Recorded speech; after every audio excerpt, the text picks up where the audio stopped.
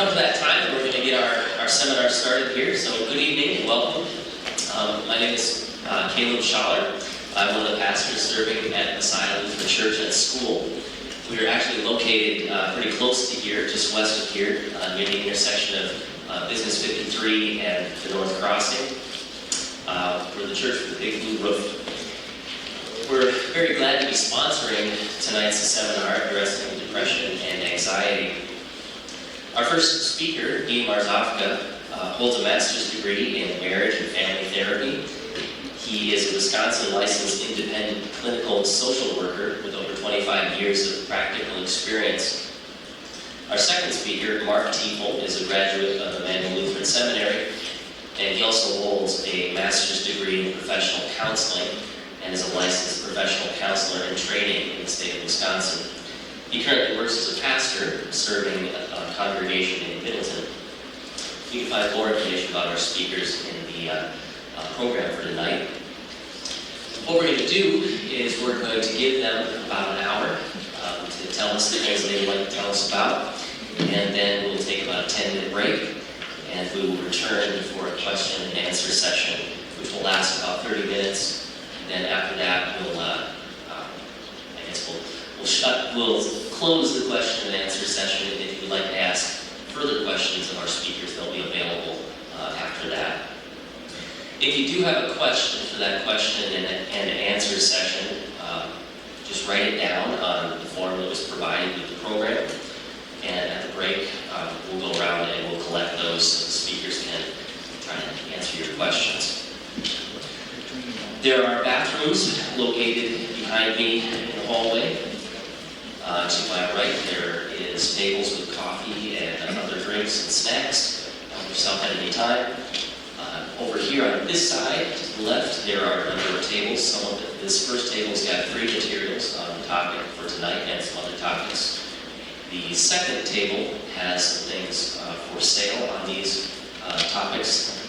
And then the third one looks empty right now. I thought it was going to have material about the Asylum Lutheran Church at school, but it's still empty. So,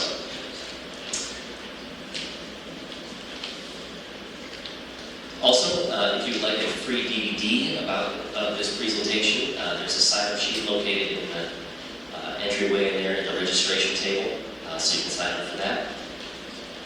And once again, we're very happy that you could be with us here tonight. And without further comments, I'll turn the floor over to our first speaker. I think he's somewhere here.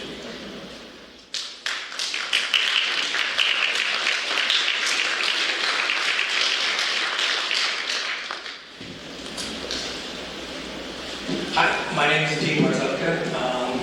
As was recently said, I've been a therapist for about 30 years, 30 years practicing. I'm now retired from the clinical world. I've had my own bout of depression. It's still ongoing to a degree for about a decade. I lost my wife roughly a decade ago, and a lot of it has to do with that loss and then how I handle it. Lastly, probably the most important thing that I bring to the party tonight is that I'm a fellow Christian. And my relationship with Christ has really helped me through this time.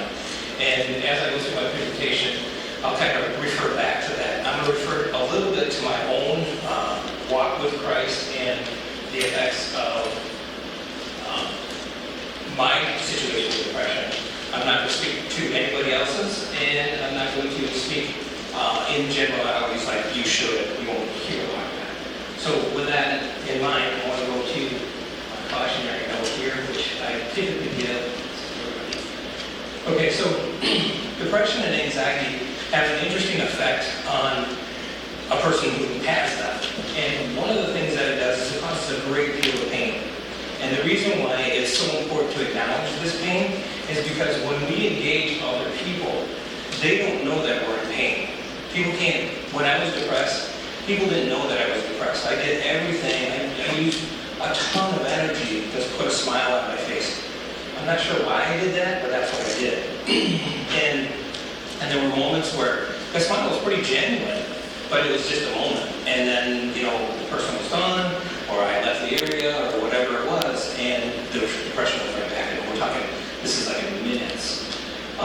So the reason why I bring this up is because it was really easy for me to misinterpret what people said to me. So if somebody said to me, "Nice shirt, Dean," first of all, because of the pain, I didn't always hear the compliment. I couldn't hear it because I was in pain. And if I did hear it, in my head, what I heard was, you think I'm fat, or you think the shirt doesn't fit right, or you think, I'm putting all these thoughts in their head. Messages that I know these people, and I know they don't think that, but this is what was in my head, in my depression and my pain. So, that was the first thing. The other thing that depression did for me, and I know through my clinical practice, I've heard other people speak to this, is it filters. So, first of all, remember I said sometimes I don't hear it, I didn't hear the compliment. Well, if I heard a compliment, I wouldn't believe it. First of all, I'm depressed, I'm sad, I'm in pain. And you say, "Hey, you look really happy today." But I would never say that. "Yeah, man, I'm having a great day because blah, blah, blah." But I lived this kind of life where, there was this external me and then there was this internal me. And that filtering really did a lot of damage to me because as people would talk to me, as I would engage them, I was always second-guessing myself. I was always second-guessing, what was I hearing from this person? Did they really mean this? And honestly, my church group, which is a lot of you in here, my church group, I knew you years before the depression started, so that helped me to go, okay, I know this person, they don't think like that. And that's the only thing that I could use to kind of carry on to the next thing, knowing, okay, this isn't really what they said. But in my head, that was real. That felt real, and it stayed with me. The reason why I bring this up, last thing, is if you're in the audience and you're suffering with depression or anxiety, there are going to be things that I'm going to say, Pastor Tiefel's going to say, that may, I'm going to use the word trigger, that may keep you wrong. And you may think, wait a minute, is he talking about me? Is this against me? If you hear that, I'm not expecting you to raise your hand, because when I was depressed, the last thing I was going to do was raise my hand in a crowded room. But if you can, write on a note card, just say, hey, not a question, but you might want to rephrase this or something like that, because I've given this presentation in other places, and I've gotten that feedback that, oh, okay, I gotta be more sensitive about that. I didn't realize that this could be heard that way.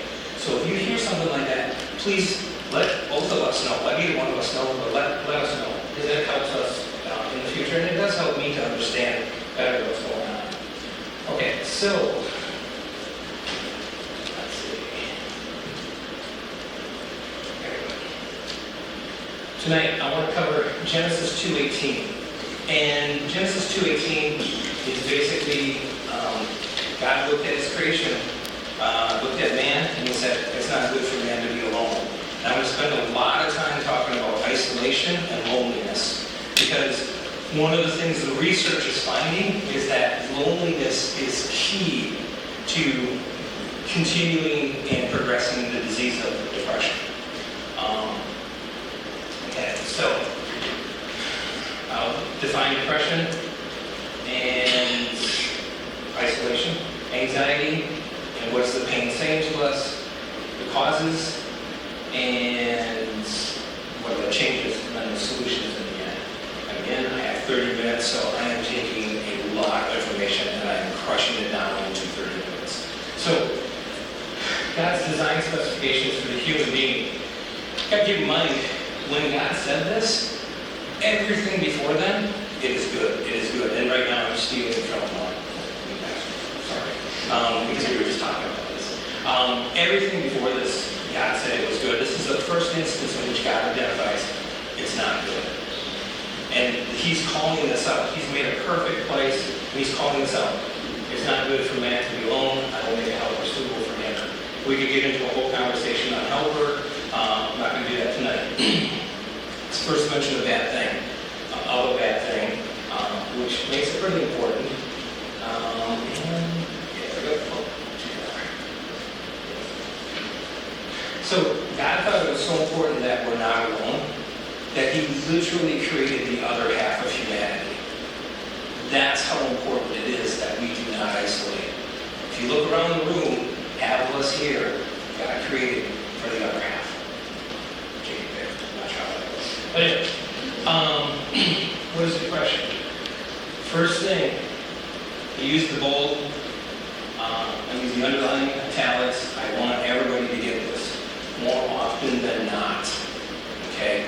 If you're a caregiver or a loved one of somebody with depression, more often than not is going to be really, really confusing. And even for the person struggling with depression, more often than not is going to be really confusing. And what it is every symptom of depression, it's not like a broken leg. If I break my leg, the event occurs, and then, there's pain, and then I put a cast on it, they do some tests, and they do this, and then I go through a bunch of rehab, they take the cast off, I go through more rehab. And there's a very, very prescriptive kind of criteria that's met each step of the way of a broken leg. And by the time I'm done, I'm back to running marathons. Okay? But, I can do that. Depression does not work that way. And our rational brains, and there's, we happen to be Central European, and we subscribe pretty heavily to rational thought. And so in our rational brains, it's like, well, wait a minute, if you have a broken leg, I get it. I can see the broken leg, and I can see the progression of the healing, and so it's all good. But with this depression thing, it's like it comes and goes. You have good days and bad days more often than not. So please keep this in mind. So if you have a loved one who's depressed, and they have like 4 good days in a row, and you're thinking, yes, depression is over with high fives. And then on that 5th day, you start seeing the things that you know that are part of their depression, and you're like, oh, we're back here again. It's not a defeat. It's not anything you did. It's not anything they did. It's just how depression works. So, symptoms. Obvious feelings of sadness, cheerfulness, emptiness, or hopelessness.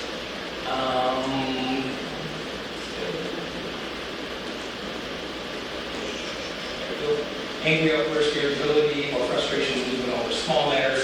Now, for me, my depression handled in 2 ways. One, I would go absolutely silent. I wouldn't say a word, right? I just put my head down and just go. Or 2, I would behave roughly, I kind of engaged the world as a 13-year-old smart-mouthed adolescent, and probably deserved to be clipped a few times, because that's how my depression came up. So, thank you, Lord, I just shut my mouth, and I just wouldn't say anything to anybody. But a lot of folks who are depressed, who suffer from depression, you gotta remember, they're in a lot of pain. And so if you ask them a question, they're responding out of pain. I was responding out of pain, but people couldn't see that. They couldn't see my pain. Now, if I slam my fingers in a car door, and you can see my hand is still stuck in the car door, and you say, hey, Dean, that's a nice shirt. It's not going to land well with me, and I'm probably going to turn into that 13-year-old kid talking smack back and whatnot. And that's the same that's true for somebody with depression, only you can't see their hand stuck in the door. Lots of interest in most all normal activities such as sex, hobbies, and sports.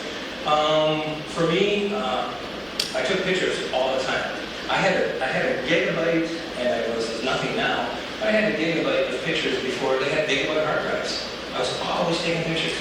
When depression set in, I literally just put the camera down, and for almost a decade, I took a few pictures here and there of friends and family, but I didn't. I just walked away from it. It was just because so much anxiety for me to pick up the camera, and it was just painful. It seemed like, oh, this is another chore, I don't want to do this, and it just hurt a lot to do. Sleep disturbances, including insomnia or sleeping too much.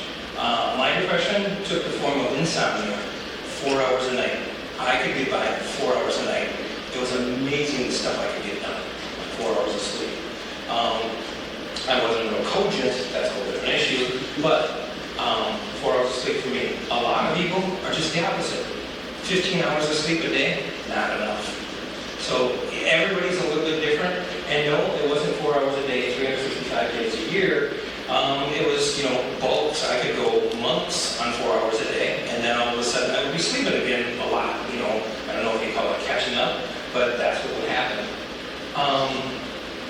I literally would take time off of work and sleep.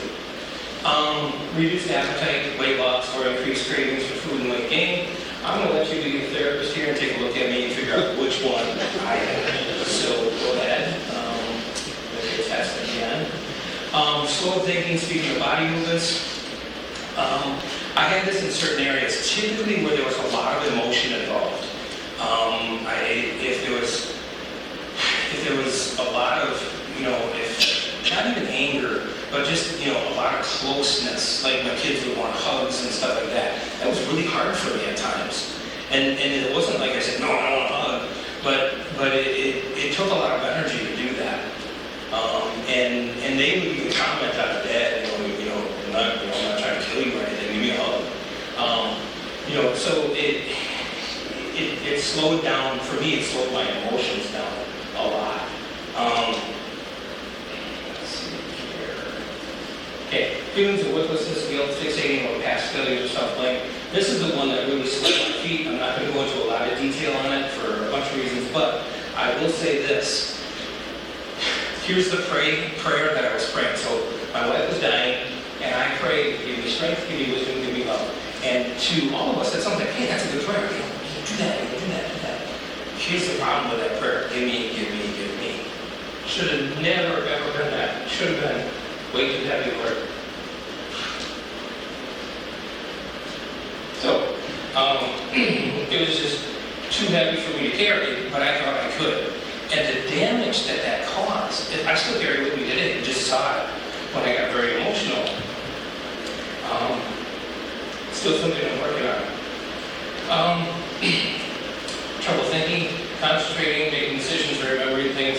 I didn't have a great memory for a lot of things. Some detailed stuff I did, historically before the Depression, but after the Depression, oh man, it was horrible. I break down everything now. I have to do that. I have to keep a calendar. I gotta keep a tight brain. If somebody asks me to do something, I literally have to write it down right while they're saying that. Otherwise, I'll forget it. So these are residual effects of my depression. Okay. Decision making, yeah, there are some decisions in there, probably would have done differently, but it is what it is. Frequent and recurrent thoughts of death, suicidal attempts, or suicide. Now, for me, mine was death. I didn't want to commit suicide. That didn't interest me. I didn't want to do that. I think that had a lot to do with my earlier clinical career. I dealt with a lot with these folks. I was the guy, TV makes a big thing out of it and makes it way more opposed to glamorous than it really is. But I was the guy who would talk to people off the bridges and that kind of thing. My thing was death. And it was, I don't mind if I die. And it was the bad kind. It wasn't like Maranatha, like, Lord, you just make this mess come to an end and I want to meet my Maker and I'm happy. That's a good thing. That's like, I'm excited to see you, Lord. This wasn't that. This was more of a situation of, I just want this to be over with. I want this pain to stop. I just want it to stop. So, do you see the difference? There's a big difference in that process. And that's where I resided. And I couldn't even see, my kids loved me and they needed me around, and I couldn't see that. I had a hard time understanding that. And even to this day, I'm still like amazed when they say, hey, you want to come out and check out, my daughter just bought a house in Denver. She's like, come on out and, check out my house. I'm like, cool, but I'm surprised. Why would they want to know? So that's some residual, that's some echo of that depression still there. But it explains physical problems, back pain, headaches, stomach aches, body aches. Those come and go. I didn't have a lot of that, but and if I did, I just chalked it up to being old and fat. So it's like, okay, whatever. So I didn't really recognize that so much. Now, I talked about the clinical stuff, and it's real easy to say, okay, this is all in somebody's head. It really isn't, in quotes, big at this time. In 2018, according to the Journal of Pharmacological Economics, yes, there is a journal called that, they estimated that there were $236 billion lost because of depression alone. That's a lot of money. So it does have huge impacts on people.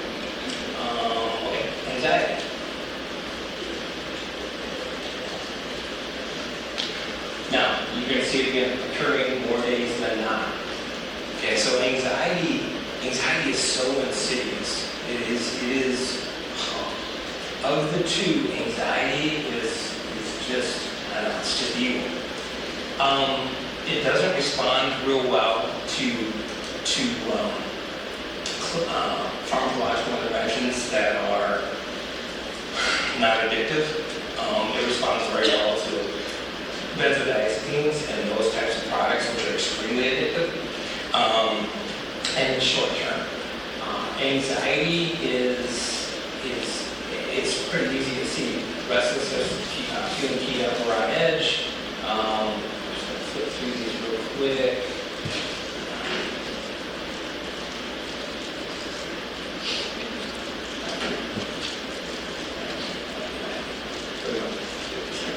So, for anxiety, it really overlaps depression.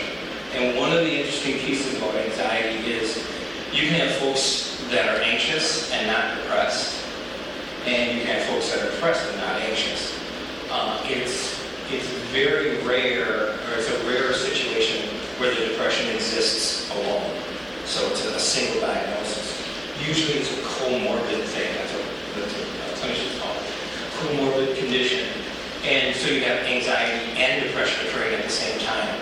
And what anxiety does is it feeds that depressive cycle. Remember I talked about early on that you'll hear things, that people say, and they're really not saying that thing, but they're saying something else. The anxiety will key into that. And it will grab the minutia of life. Like right now, I was supposed to, here's something that's making me a little anxious. I was supposed to set the timer on my clock to say 30 minutes, and I forgot to hit that. So somebody can raise their hand. I'm sure Pastor T tapping me or something. Anyways, so you're going to feel, well, for me, I didn't have a lot of anxiety. I would have it occasionally, but it was shorter bouts, and it rarely lasted longer than 6 months. But I've dealt with a lot of people that have struggled with anxiety, with panic attacks. Panic attacks, to witness a panic attack it's truly, truly scary. The person is out of control. Not that they're going to harm you in any way. That's not what they're about at that point. They just feel out of control. They can't catch their breath. They feel like something bad is going to happen, and there's nothing they can do about it. It's simply a loss of all kinds of control around you. The only thing I can compare it to is, and fortunately most of us have never experienced anything like this, but probably being in a combat zone where there's people shooting and it's just random. It's random and it's horrible and it's terrifying, and that's what I would imagine a panic attack feels like. I've had something that I would consider close to a panic attack, and when I think back on it, it still freaks me out. So if you suffer from panic attacks, these are something that you really, really, really need to get a physician on board with, because there are medications, yes, they are addictive, but they will minimize the damage of that attack. And those attacks, an anxiety or panic attack, one of the things that it does is after it hits, the person goes into a recovery phase. And in that recovery phase, whatever was panicking them on the beginning and the front end of this, that becomes a trigger all the time. And you don't know what it is. They kind of have an idea of what it is, but they're not always sure about it. And any reference to that thing, whatever it is, can start the whole process over again. So panic attacks are super insidious. They're very, very difficult to treat. They do respond to medications, but in the end, what leads, to my mind, where this anxiety comes from, is that sense of loss of control. That everything is out of control in one's life. And people will go along with anxiety, and they just feel like they're barely hanging on. Like, they can barely hang on. And it could be financial, it could be school-related, it could be work-related, it could be relationship issues, it could be anything, but you just feel like you're out of control. And that is huge. And until those control issues are addressed. And a significant portion of the work is finding ways to lay at the Lord's feet and say, this is too big for me. This is, I can't do this. I can't carry this. And so a lot of the work is around that. A lot of the work is listening and processing what the person with anxiety is going through and just being there for them. That is huge. Okay. It's not good for men to be alone. Okay. The U.S. Surgeon General just released a good chunk of research. I think it's a 120-page document. And he says that chronic loneliness has the same impact on health as smoking 15 cigarettes per day. Chronic isolation increases the likelihood of suicidal ideation in depressed people by 90%. Honestly, I think it's higher than that. For every suicide death, there are 20 suicide attempts. Note that in the United States alone, in 2022, there were 49,449 suicides. So for every one of those, and that's roughly 1 every 10 minutes, for every one of those, there's an additional 20 people that are calling out for help. So this is hitting kind of epidemic proportions, and it is called an epidemic by the Surgeon General. And just to put a little bit of cost analysis on this, according to Medicare spending, it's $6.7 billion in excess fees to attend to folks who feel alone and isolated. And that's not depression, that's just feeling alone. And the result of that, they need more care, they need more attention, and it results in extra billions. Okay. These children here, this is a picture taken, I think, in the late 60s, early 70s in Romania. The oldest child in this picture, I think, is 7 years old, and the youngest is 5. What happened in Romania in the 60s, 50s and 60s is the dictator of the day, he decided that all women had to have children, lots of children, because he wanted to have a big military. And so he created these policies that fostered is not the right word, force is probably a better word, coerce women into having children. So what they did when they would have these children is they would give them up to adoption agencies. These agencies were a little more than hotels converted to hospitals. The pay for the people that worked in them was so abysmal that if you had to drive your car, any distance, you just didn't take that job.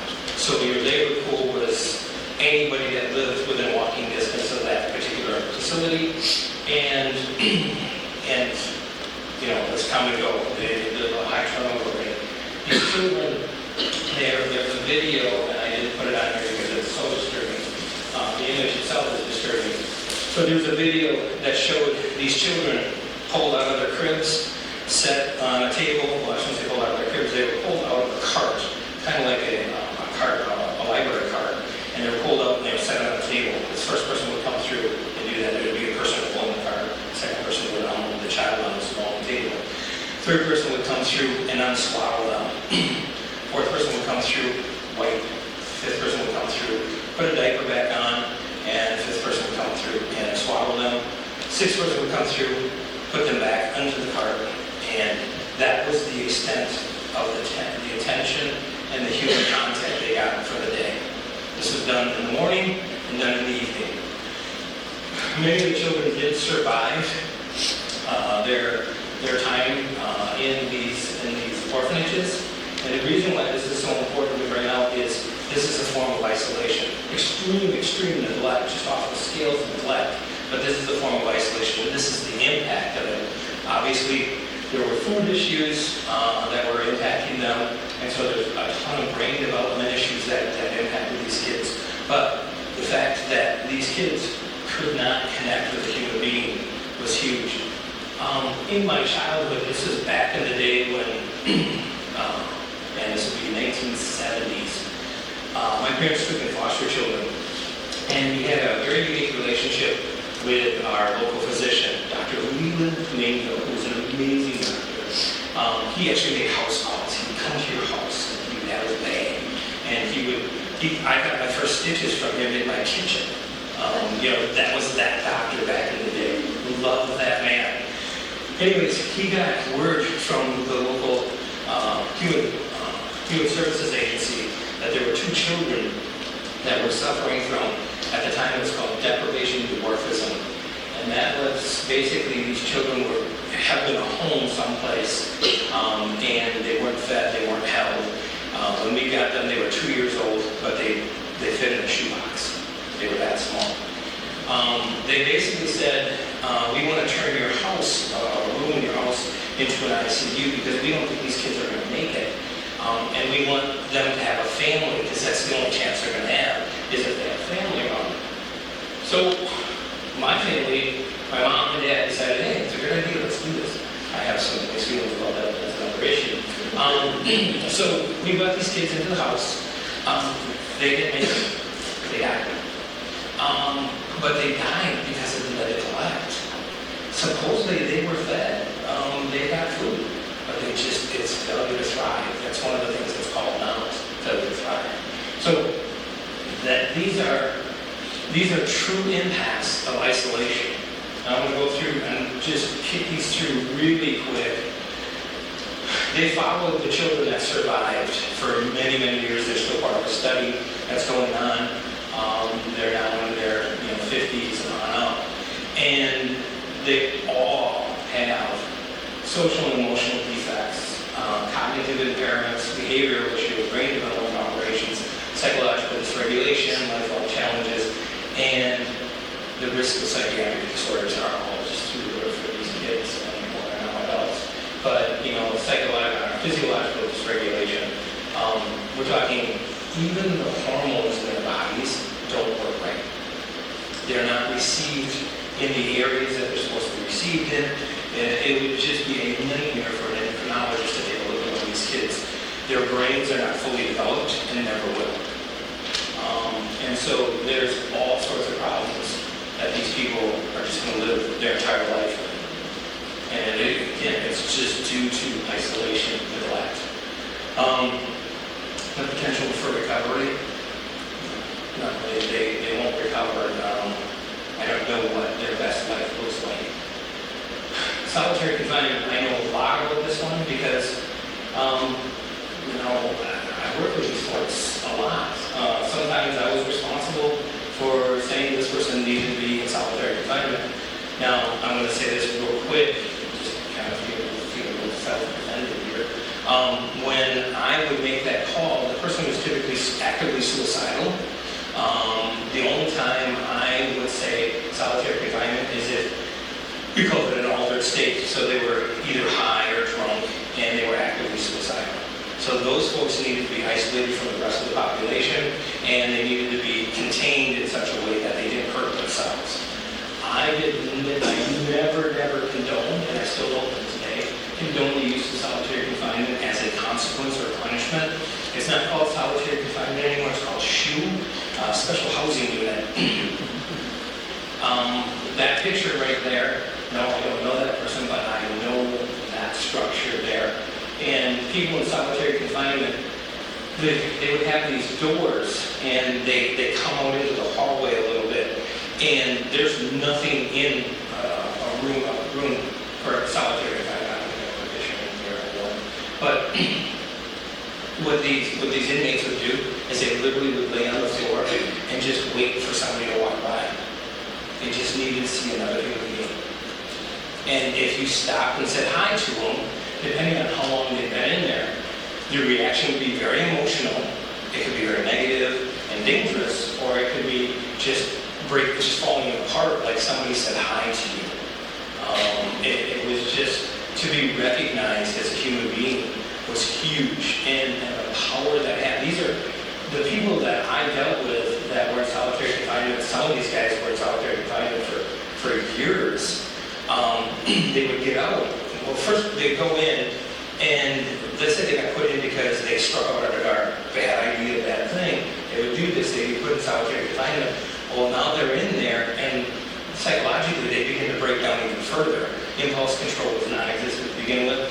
Now there's just nothing these people would come out of solitary confinement. There's no kind of like, hey, we're going to bring you back in to buy people again. It was just drop you off into, the non-seg block. And these people would lose it. They couldn't make it more than 20 minutes, half hour before they were back in solitary. And it just, the effects of solitary confinement. This study here is a very optimistic study that was done by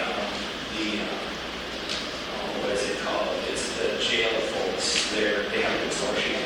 Anyways, they put this together and they found that the use of solitary confinement on any level, even for a couple of days, resulted in significant difference outcomes once they were released out of jail. And it was always detrimental, always detrimental. So solitary confinement results in anxiety, hallucinations, withdrawal, aggression, paranoia, depression, and suicidal behaviors. I saw these after 2 or 3 days. After 5 days, it really kind of honed down into aggression, paranoia, and anxiety with hallucinations. And those hallucinations, they weren't like, oh, I think I'm hearing something, I'm seeing something. They were full-blown, they genuinely, somebody was in their cell with them, talking to them. Sometimes it was, just, a friend. Sometimes it was kind of an oppressive force. If they had any kind of religious orientation, it was typically demonic in nature, usually demonic. So that's solitary confinement, awful stuff. Amnesty International has been trying to get basically all the nations of the world to agree not to use solitary confinement for prisoners of war, and to use it, on a day-to-day kind of thing for jails. And very, very few countries have signed that. They just don't do it. Okay. It's not good for men to be alone. I'm going to skip through this pretty quick. Social media. Just know the use of social media has the same effect as solitary confinement does. Not to the same level, obviously, and putting a cell is different than looking at your phone, but it has very similar effects. A couple things that you'll find in studying social media and negative effects, you won't find a ton of research. And that's because a lot of the research has been done by Facebook, and it's been done by Instagram, and they don't release that data. But what their data, some of their data has been released, but what their data shows, let's see if they can show this. You'll notice here in 2008, that's when Facebook started. It took them until 2010 to figure out how to monetize it. Remember the first couple of years of Facebook? It was kind of like the Wild West. Anybody could have one, and everybody's running around with, how can we monetize this? And they're making all this money off the stock market because they knew that at some point they'd figure out a way to make money off of Facebook. Oh, you see, that's 2010. Come over to this graph. This is 2010. A couple of years later, guess what you see? You start seeing a rise in depressive episodes amongst the 12 to 17, 18 to 25. The 26-year-olds, they stay the same. This line just continues to grow. And I can't say enough bad things about social media. I don't have a page. I actually manage a number of pages for the school district I work for, that kind of thing. Not a huge fan. I'm just not. The vast majority of social media is used on phones. That's where the bulk of it is used. One other thing I want to say real quick. This 26-year-old plus age, you notice it didn't go up a lot. The average age of a soldier in World War II was 26 years old. The rates of post-traumatic stress and stress-related illnesses associated with combat is about 80% lower than that of their same compadre that served in Vietnam. The average age of a Vietnam soldier was 19. So, what that says is, the older you are, when you engage in these things, whether it be combat or social media, the better off you're going to be. So the kids who are starting now, young folks that are starting now using social media, they're going to have a really, really hard time kind of shaking their head and clearing their head of all the noise that's in there. I just wanted to show the smartphone users by country. China is obviously the number one smartphone user, India second, and of course the United States. The United States has about 330 million people. I think this is from 2020, shows that we have right around 250 million people in the United States with smartphones. It's ubiquitous. Smartphones, I have one. Most people have a smartphone. But that's where a lot of the social media is consumed. Okay. So, what can we do about it? First of all, and this is so easy to say these words, it is incredibly difficult to actually do it. Stop using social media if possible. Minimize your exposure to social media. Not just because of the influence of social media, but just doing this all day removes you all from my world. If this is here, you're not there. And we don't engage. So social media, just from that perspective, we can go down a whole litany of roads around, the psychological trauma of TikTok and adolescent girls and all of that. There's tons of research out there on that. But just put down social media if you can, even if it's just for a little while, longer each day. That's going to help. Minimize and avoid TV. Now, the reason why, what we don't understand about TV, there's two things that happen. Parasocial relationships. We think the people on TV are actually our friends. And we know a lot about them. There's a group of people called Swifties. Some of you might have heard of them. There's a singer out there, her name's Taylor Swift. She's really popular. She's a phenomenal entertainer. Lots of people feel like they have a relationship with Taylor Swift. And she does everything in her power to encourage that relationship.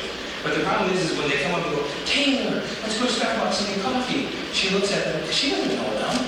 She doesn't know that those aren't her friends. And the person on the other end of that is like, oh, Taylor, I know everything about you. And so they're very confused by that relationship. The relationship is one-sided, it's still, there's all sorts of problems that go along with that. So that's the first thing that TV does. Second thing that it does is it shapes our world. All those, I'm going to go, basically watch an action movie. The hero of the movie he has now been shot, been stabbed, thrown out a window, gets up, shakes it off, usually it's a cut wound off to the side, shakes it off, or a shoulder wound, and then runs a marathon, tears the door off a car and saves the hero. I know people who've been shot. I know people who've been stabbed. They're not running a marathon. They're not. They're laying there, and they're in a world of hurt. And I've fallen off my house, and it's only one floor. I'm not running a marathon anyways, but even if I could, I am not running a marathon right after that. I just want to lay there and kind of sort things out. So TV gives you these ideas about how things could be, but they're really not. But it's stuck in our head. And yeah, we know, that's fake, but it's still stuck in our head. And this stuff goes on pretty much every level, whether it's relationships, which is huge, whether it's how we engage, how we buy a car, how we sell a car, how we educate ourselves. All of these are affected by TV, and we don't realize the messaging. It's critical that we take a step back from that. We are designed to take care of a garden. Find some productive work to do. Not just dig a hole and then fill it back in. Not that. I'm not talking about that. I'm talking about find something that's going to help somebody else out. Because we actually like to help people. So if you can do that, find some productive work and engage in that. Sleep. Absolutely mission critical. Can't stress it enough. If you do nothing else on this list, just get good sleep. And try to make it a regular time. Darken the room. Try not to take your cell phone in there with you. If you do, put it face down. Room darkening blinds. IKEA has a great deal on them. I love them personally. But you want the room as dark as you can, probably as cool as you can get it. But sleep is critical. Develop quiet time with spouse and family. This does not mean you sit in the same room and, look at Facebook. Don't do that. Game night, go do something together, but have that regular time. When one of the things that we did, and I know this sounds really kind of corny if I can use that word, when the kids were really little, the kids loved it when Lori read to them. Because Lori was very kind of emotional and she could read really well. And so they literally would say, come on, read, read, read. And she would read. And we'd all just kind of sit around. That was our family time. So then that came pretty naturally to us. Find your thing. Find the thing that you're good at with your family and just hang out with them. Even when they're older, by the way. Something that I'm learning with my kids are all pretty successful in what they do. I'm going out now to Denver next weekend to hang out with my daughter. She's an engineer for Lockheed Martin, so you think, oh, she's pretty smart, right? She still does goofy stuff. She still needs a dad around and say, no, you really can't tear down that wall because that's load bearing. She needs help that way. And I'm surprised, but at the same time, I'm not. And it's like, you gotta be there for them. So if they're older, yeah, go hang out with them. Okay. Develop a friend group. This is really important. And I don't know what that looks like, but make sure they're appropriate, and they're not interested in going to jail.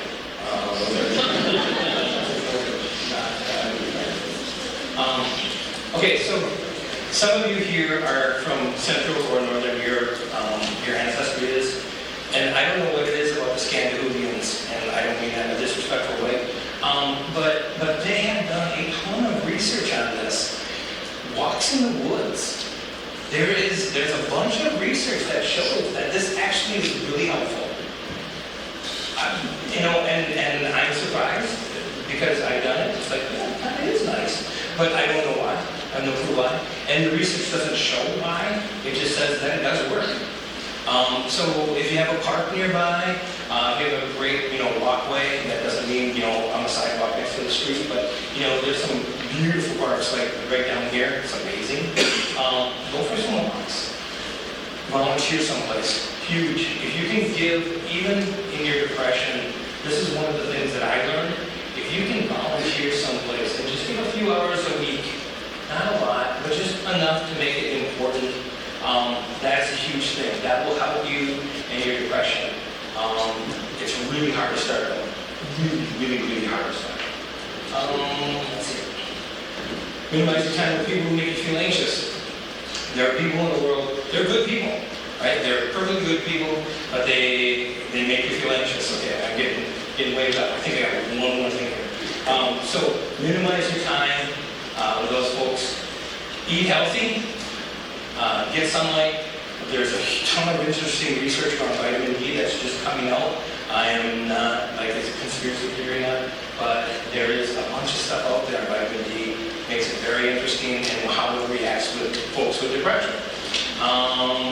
Okay, so I think that is. Yeah. I'm just going to say real quick. When I started this off, I knew about isolation, I knew about depression, I knew the effects that it had on people. When I started looking at it from a biblical perspective, and I read that Genesis 2:18, I was blown away by God's response to help that situation. It's not good for man to be alone. I will make for him, we use the word helper, and we just got done having this conversation. Probably not the most apt word, but the helper was to keep us from literally laying on the cell floor, looking down the hall, just hoping that a guard would walk by. Not even acknowledge us, but just to see another human being walk by. That's what isolation does. And that's what our helper is designed to help us to avoid. So, that's it. I think I'm done, and Pastor Keith, you're up.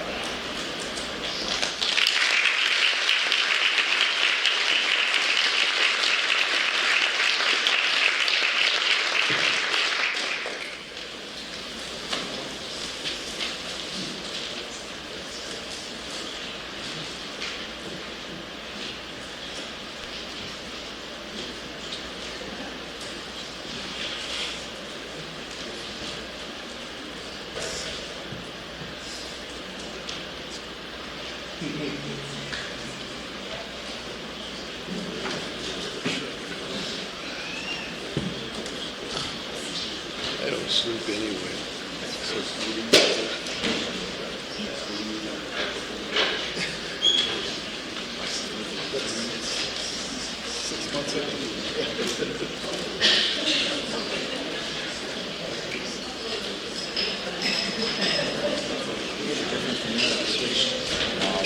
My office at work, I got an office with you don't put the elevator back,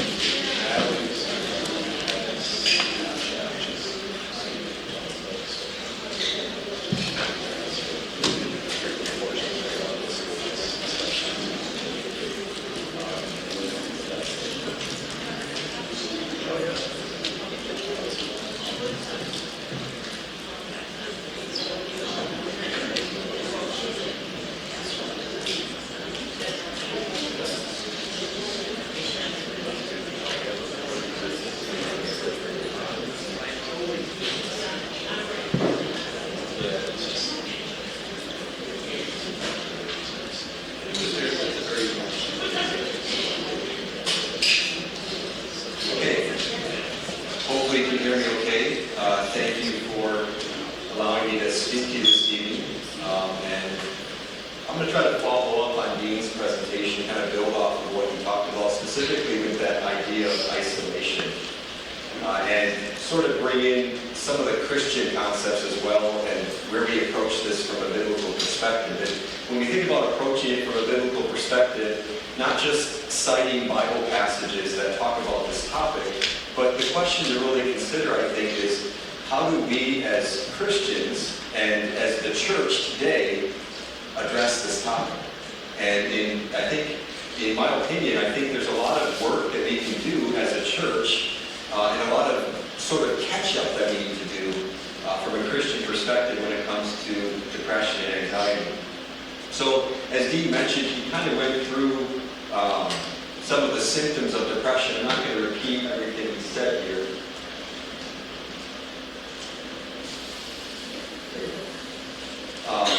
But I want to talk about, first of all, when we talk about the symptoms of depression, I want to give a bit of a word of caution on the cause. I think when it comes to things like depression and anxiety, because we're so connected to them, whether it's in our own lives or people that we know, we want to get to the question, why? We want to understand the cause of it. And that's a really difficult thing. I think a lot of the disagreements that we have about depression and anxiety, a lot of the struggles we have to understand it, come from that perspective, that we're trying to answer a question that God hasn't really given us the ability to answer all the time, the question of cause. Here are two perspectives on depression that I came across, and think of these as sort of the two ends of each perspective when it comes to the idea of cause. The quote on the left, depression is not inevitable, something that simply happens and cannot be avoided, nor is it ever so far gone that the depression cannot be counteracted. The cycle can always be reversed at any point by biblical action and the power of the Holy Spirit. The hope for the depressed person, as elsewhere, lies in this. The depression is the result of the counseling sin. So there's the far end of the perspective, what we might call the nurture perspective or the lifestyle perspective, that people are depressed because of the choices they've made in their life, because of the things that they have done. And from a spiritual perspective, the idea of sin. It's trying to answer the cause. Here's the other side of that. Depression is a whole body illness. It involves the body, mood, and thoughts. Depression affects the way you eat and sleep. It also can affect the way you feel about yourself and things. It is not the same as being unhappy or in a blue mood. It is not a sign of personal weakness or a condition that can be willed or wished away. When you have depression, you can't pull yourself together and get better. treatment is often needed and many times crucial to recovery. That's the other end, which we might call the medical model, or the nature model of depression. And both of these perspectives have elements of them that are correct and things that we recognize to be true, but as they seek to answer cause, they ultimately are misguided because they relegate a person's depression into one category alone. Either it's the responsibility of your sin, or it's a medical illness. And kind of like Dean talked about, depression doesn't operate like a broken leg, where there's a standard procedure you go through for treatment. You can understand the cause of a broken bone. Sometimes it's harder with something like depression. We're balancing not just our body, but our mind and our emotion. And so I first of all would offer a caution about cause. And my perspective is we don't need to always understand the cause of something to be able to bring healing to it. I think we can look at what depression is, not so much why it is what it is, and see how we can treat it from that perspective. You're probably familiar with this left-hand side as sort of the prevailing thought in our culture today, the medical model of depression. Probably you've heard people say, or you've read, where depression is a disease. Depression is a disease. Depression acts like a disease. Even depression is genetic. And those elements can be true. There are genetic components to depression. It can operate like a disease. But some recent studies have cast some doubt on looking at that as a cause. A study from July 2012 found that after decades of study, there remains no clear evidence that serotonin levels are responsible for depression. Serotonin is something that regulates a hormone in your body. And for many years it was thought depression is caused because of a lack of serotonin. So if we can find a way to increase serotonin, we can treat depression. Well, this study from July of 2022 has found that there really hasn't been an effect. One study. A more recent study from May 2023 compared participants in this study with treating depression in two ways. One was through medication, and the other was through exercise, specifically running. And so they looked at these two different populations, and after the test period, they actually found that those who were in the exercise group had better levels of the depression being treated. And so, again, these are questions that go back to the assumption that depression is a disease, so it must be treated by medical intervention. And certainly I'm not trying to imply that drugs and medical treatments can't treat depression, but to look at it as the cause, just a bit of caution when we come to that. I think we see this in our faith as well, a caution about cause. John chapter 9 here was the story about Jesus healing the man who was blind, and it kind of extends all the way through John chapter 9 with everything that happened.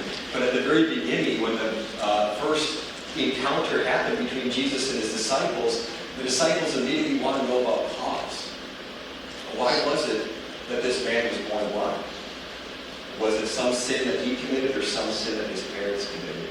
I think we all know the story well enough, and we know what God's Word says enough that it wasn't really about that at all. Jesus said the point was that God's works would be revealed through the man. And so sometimes God doesn't give us the answer to why. Sometimes we don't know the cause of what we're going through.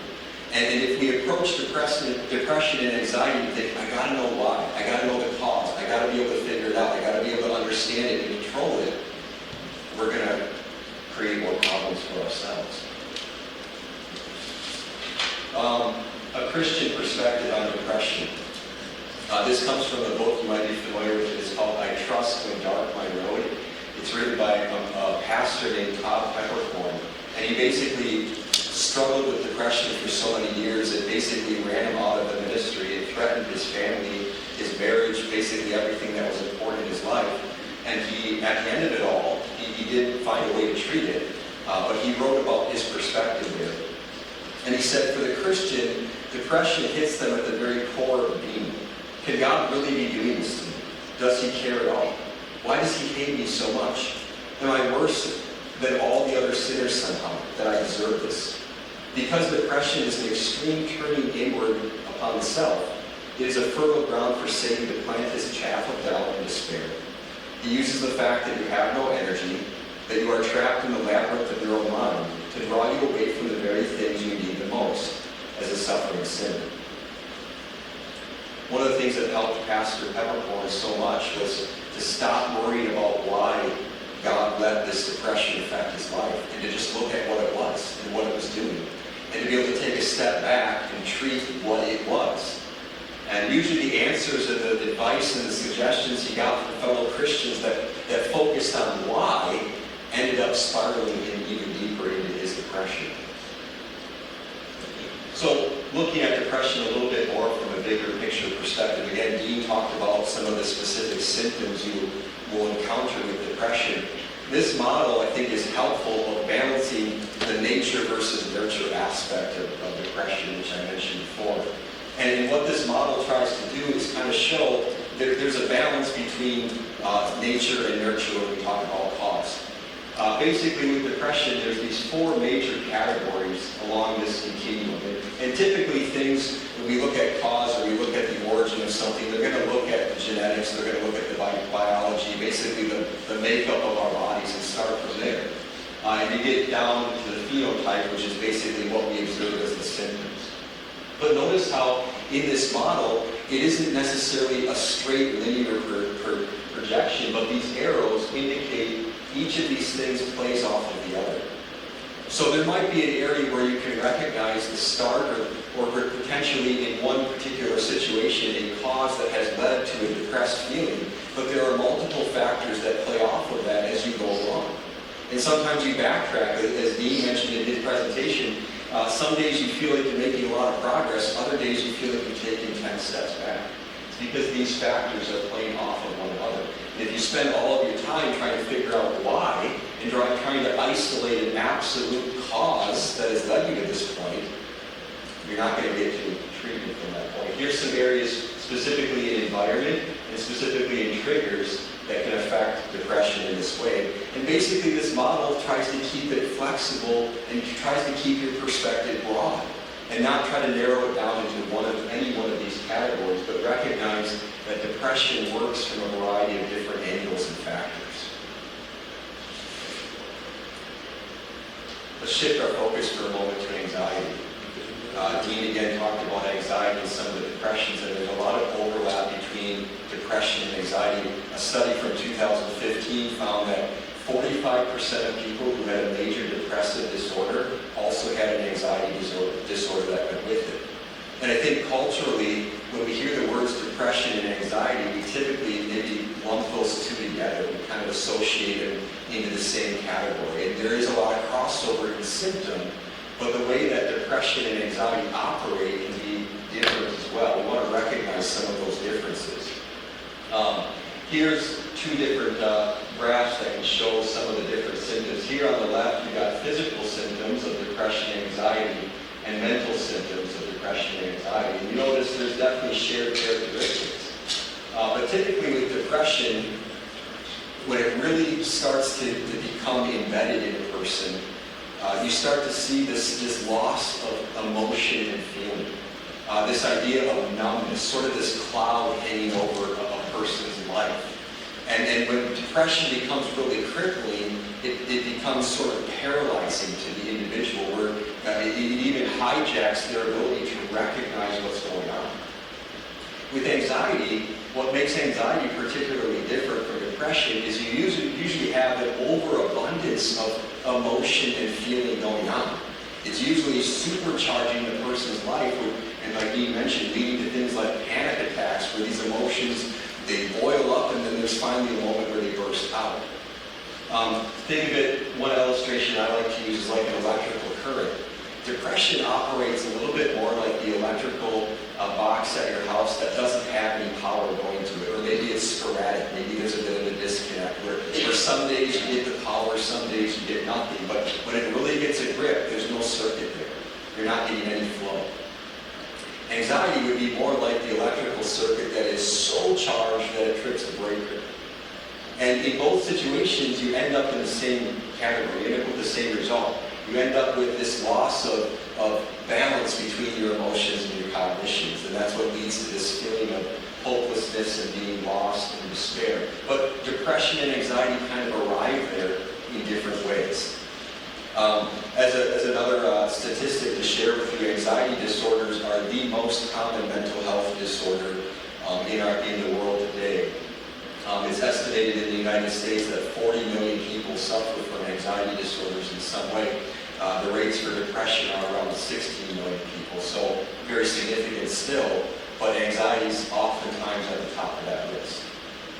And so it's good for us to recognize the differences there, to be able to see these things for what they are, and not just lump them into the same category because they sometimes feel the same. Again, building off of what Dean presented at the beginning, Dean was talking about it perhaps more from the perspective of what we want to avoid. We want to avoid isolation. Well, the other side of that coin, what we want is to have relationship. We want to have connection. And that's really, if you take away one thing from these presentations, take away the power of relationship when it comes to depression and anxiety. Going back to that book by Pastor Peppercorn, he talks about an event in his life. It was Good Friday, and he had already at this point really stepped away from his position as a pastor. He was basically maybe preaching once a month, doing a lot of stuff at home, basically trying to figure out how he could stabilize in his life. And he said it was on Good Friday one year that he had made the decision that he was going to kill himself. And here's his quote about what kept him from doing that. He said, "The day ended," that's Good Friday, "and I came home blind. It was not my efforts, but the people God had put in my path who kept me here. On my own, I would surely have been lost, but I was not lost, because I was never alone, even though the demons in my mind were telling me I was."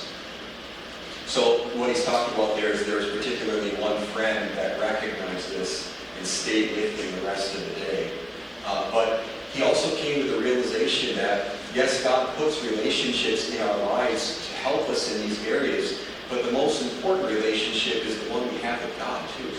And in that sense, even though the demons in his mind, and I'm not saying that depression comes from demonic possession, but certainly Satan plays off of it. And those demons and those things that Satan will tempt us with are going to try to get us to feel like we are alone and isolated and on our own. And that we have to help ourselves, and we have to figure it out ourselves, or there's no other way. And the biggest thing that Satan causes us to forget about is that God is with us no matter what place we find ourselves in. What are some of the things that lead to this disconnection of relationship, though? Distraction. If you're like me, when you get a high amount of stress in your life, you look to shove that off your plate in some way. And so distraction is one of the most convenient ways that we can take what's coming into our lives, the stress, the pain, maybe if somebody treats us wrong in the wrong way, we can distract ourselves and we forget about it. But that's a temporary fix. It's not really a fix at all. It's simply trying to forget about what's really in front of us already. Busyness. Busyness is a major culprit, especially in our society today. When I counsel somebody and I work with people, one of the first things I usually do is take them through 5 basic needs. How are you working on your 5 basic needs in your life? Diet, exercise, rest, routine, and purpose. And usually you'll find there's multiple areas in one or more of those 5 categories that they're really being neglected right now. And usually it's because they're too busy. And think about relationships. The healing power that God has created in relationships, how busyness detracts from that and pulls us away from those things. You live in a day and age where you have to set aside time. You have to invest time in your relationships, or you'll find a way to let them fall by the wayside. The numbing element of it, not necessarily looking for a distraction from the pain, but looking to treat the pain in a way that basically numbs it so I don't feel it anymore. These are the areas where addiction can become quite common and prevalent and can arise very quickly. It's almost like the way a drug works in our bodies to try to numb the pain that we're going through. There's a lot of other ways than just substance abuse that these things take place. As being talked about, isolation, fear-based thinking. That's sort of the idea of operating by my fears and not based on what is true. This is the feature of anxiety, fear being the sort of the core emotion at the root of anxiety. What that causes us to do when it gets a grip in our lives is we start to make decisions, we start to operate by what is irrational and what doesn't make sense, and that keeps us spiraling down in that anxiety. It's fear-based thinking. The way that God would have it in our lives is that we would have truth-based thinking. And that truth is not always going to tell us what we want to hear. The truth doesn't care about how you feel about that message. And sometimes we dive into fear-based thinking because it does tell us what we want to hear. And so we want to recognize that operating by what is truth is always going to be healthiest for our lives. And then the last one, false satisfaction. A couple of Bible passages there where this was definitely a spiritual problem for a lot of the people talked about in the Bible. Isaiah speaking to the people there in the Old Testament. Why do you spend your money for what is not bread and your wages for what does not satisfy? Ecclesiastes 6, all the labor of man is for his mouth, and yet the soul is not satisfied. You think about the things that we prioritize in our lives, the things that we spend our time, and our money, and our resources, and our effort on. How many of those things are we doing because we think they're going to give us fulfillment in life? We think they're going to satisfy us. We think that they're going to cover up the voids and the holes that depression and anxiety and sin create. It's such a common thing for us to run to things that do not satisfy. And God talks about that in His Word too. The idea of fulfillment is the idea of being satisfied. Not pleasure, but actually having true purpose in life and knowing something that is based on truth. One of the things that mental health therapists often do is they want to operate by a systems perspective, it's often called. And think of a systems perspective as sort of a worldview that kind of leads the way that you talk to people, or that maybe the treatments that you offer, or how you go about helping somebody's problem. And there's a lot of different systems theories out there. Usually all of them have something to say about personality and what makes a human a human. And as a therapist, you're kind of trained to take bits and pieces from different systems and different worldviews and use it. But the rule of the law of the land is kind of, you do what you think is best, and you think what's going to work best for your population and your perspective. And one of the things, Dean and I have talked about this a lot, we don't really find a lot of information out there about what is God's personality theory in the Bible. And so this is a little bit of an attempt to help us understand basically what is humanity according to God's Word. Because if we can figure out the way that God defines humanity and how He's designed us, that gives us insight into how to go about approaching the issues that we face. So number one, first of all, starting at the beginning, humans are created in God's image. The Bible talks about that having a bearing on our morality, that to be created in God's image was to be without sin, to be holy and perfect like God was. But also there are the elements of intellect that go along with that too, that separate us from the rest of the created world. Humans are soul and body. Think of that as material and immaterial. Here's where we see a lot of mental health issues come down to emotions and cognition, balancing the thoughts in my head and the emotions in my heart. And usually if something's out of whack, if I'm too high on the scale with emotions and I'm not thinking about what's going on, there's going to be issues with that. But if I relegate my emotions and suppress them and I'm only about thought and analytics and cognition, well, there's going to be other issues that go along with that too. Just like with our physical bodies and our souls, there should be a balance there in how we live our lives, so also in how we understand ourselves. Humans are under God's authority. There again, the biblical perspective is that we are under God. And that might be an intimidating thought, and the world might look at that and say, well, I don't like that word authority. I kind of want to be independent, and I want to be free. That's what's going to make me happy. But the reality of it is, every one of us, whether we want to admit it or not, is under some type of authority. You can call it God, you can call it something else, you can call it yourself, but we all operate based on some higher power or some higher truth. Number four, we're fallen from God's image now. We recognize that the reality that we live in has to do with the effects of sin as well. We're fallible and mortal because of that. But most important, number 5, we also know that the biblical human, the personality according to God, is also justified. We are redeemed by Christ as well. So I think one thing we need to do as Christians is recognize this system that God has put into His Word for us. And by no means am I trying to say that this is exhaustive. It's simply an attempt. It's a start in how we think about these things. But are the solutions that we're seeking for depression and anxiety aligning with the way that God tells us He's designed and created us? And those are things that we should ask as we seek to find treatment for these things in our lives as well. Building off of this personality theory and applying it now to relationships, think about there being a relationship hierarchy too in the way that God has designed us. What we often see in our lives is right at the top here. And, myself, me, that's not a relationship per se, but I'm thinking kind of the internal dialogue in my mind when I'm struggling with something. The different competing voices in my thought, they operate a lot like a relationship within me. But even when we look at other people, usually we only see the tip of the pyramid. We only see what we can look at on the outside. And we have to remember there's a whole foundation underneath this, and God has built relationships into that foundation to help us. Don't think of the bottom being least important, but being the most important relationship, the most important part of that foundation.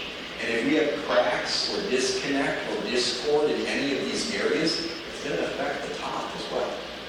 And so we recognize that we don't live to ourselves alone. And certainly if this is all I have in life, I'm not going to find fulfillment or satisfaction in the problems that I face. And so one of the things God reveals in His Word, He wants us to remember we have these things supporting us and underneath us, and they're all based on relationships.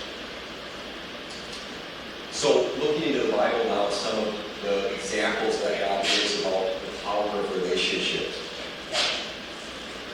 2 Samuel 1:26, perhaps one of the first areas we think about in the Bible when it comes to the power of relationship, the deep friendship that David and Jonathan had.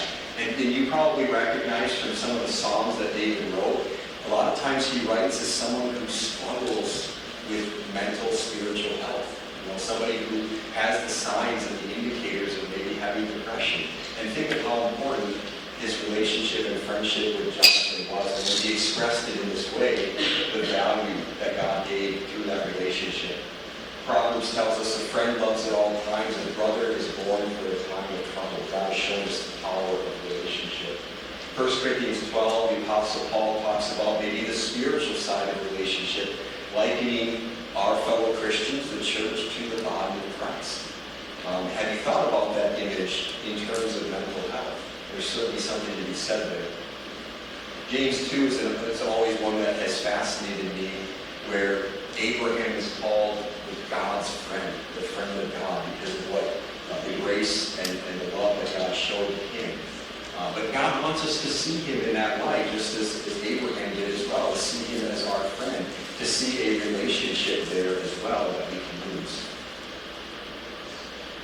Ephesians 5 is certainly a section that talks about relationship, the specific relationship of a husband and wife, but again, God making that comparison to the body of Christ, the church as well. John 15, near the end of Jesus' ministry, as He's talking to His disciples, moments before He's about to go to the cross for them, and gives an indication of what He's about to do for them because He cares for their lives. Greater love has no one than this, and to lay down His life for His friends. But again, the idea of being God's friend.